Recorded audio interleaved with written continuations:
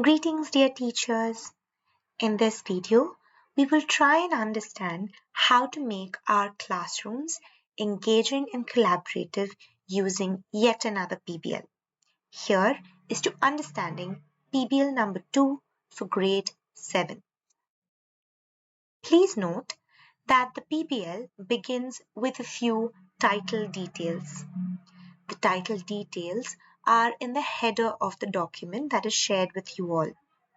It will contain the PBL number, the grade, and the chapter that it has been mapped to. Next, you will find more details on the concepts that are covered in this particular PBL, which is telling time. The same has been mapped to learning outcomes in our DSCRT document, and how we will fulfill them using this particular PBL is given under learning objectives. So we hope that the learners will be able to identify parts of a clock and their function and tell the time once they are done completing this PBL. The PBL begins with a curiosity sparker, where the children and learners are asked to imagine something and come up with their own creative answers. Here, the character that will be interacting with the learners through the document is introduced, which is Balu in this case, talkative monkey. The think question that the learners are posed with is what will happen if we do not have any clock around us? Balu asks a few questions and the learners can give their answers. It can be anything and everything. For example, they could tell us that we would be late if we wouldn't know the time, that we wouldn't know the date or the day, or that we wouldn't know what to do in our daily routine. Such answers are more expected from learners who understand the question, and if not, you as teachers can help them and be the facilitator of their understanding. Now to the activities of the document. The first activity is called Draw a Clock. Here the learners can simply draw any clock that comes to their mind. Nothing in specific is given. They are open to their own imaginations and experiences. Once they are done, they are given a reflective question to think and compare the clock that they just drew with a digital clock. They are sure to understand that it is different. A digital clock might simply tell the time, but a clock that they would have drawn might be one with numbers and needles. Thus, the children would be able to relate to real life experiences. Activity number 2 is to help the learners understand the different parts of the clock, meaning the hour hand, the minute hand, and the second hand.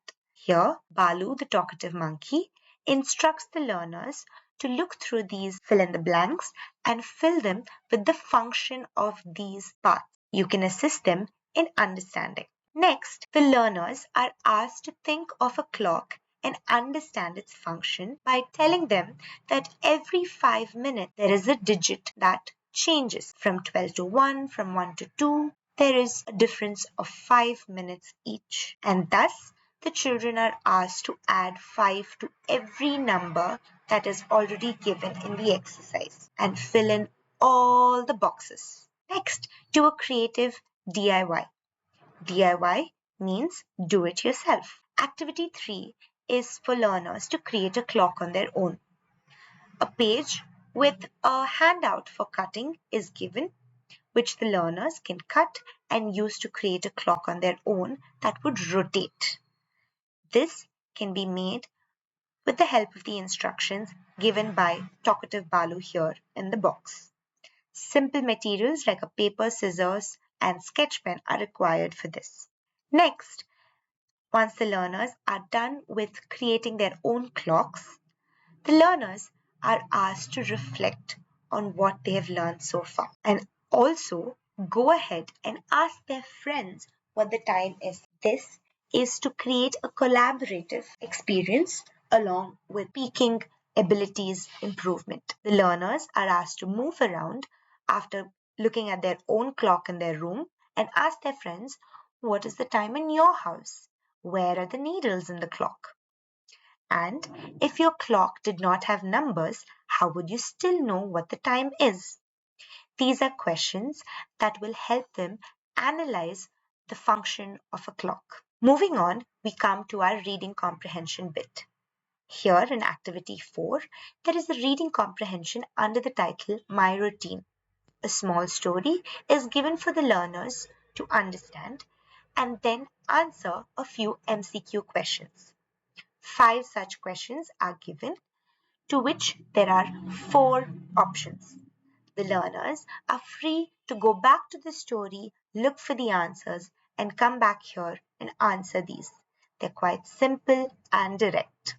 And then we solidify the learning or concretize the learning that they have had so far by giving them space for creative expression. A blank space is given for learners to do anything they wish within the topic. A few instructions for the learners are that they draw a clock and a person at different times of the day and show what he or she might be doing before or after a particular event, whether going to school or coming back home or playing. What do they do before going to school? What do they do after coming back from school? What do they do during school? All of this can be drawn. Thus, the learners are given a sense of time and its sequence. Next, we come to self-assessment questions. This is the part where children are assessed on their learning.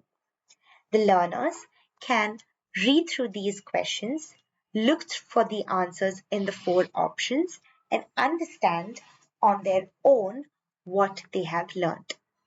This will help the learners completely complete the circle of understanding how to tell time, how to understand the parts of a clock, and how to understand even if there are no numbers. This is also another practice of systematic answering. Filling the OMR sheet at the end of the document will help the learners attempt competitive exams in the future. It is quite a good practice for them to answer the self-assessment questions using the OMR sheet. Do encourage them and have a wonderful time executing this in your respective classrooms.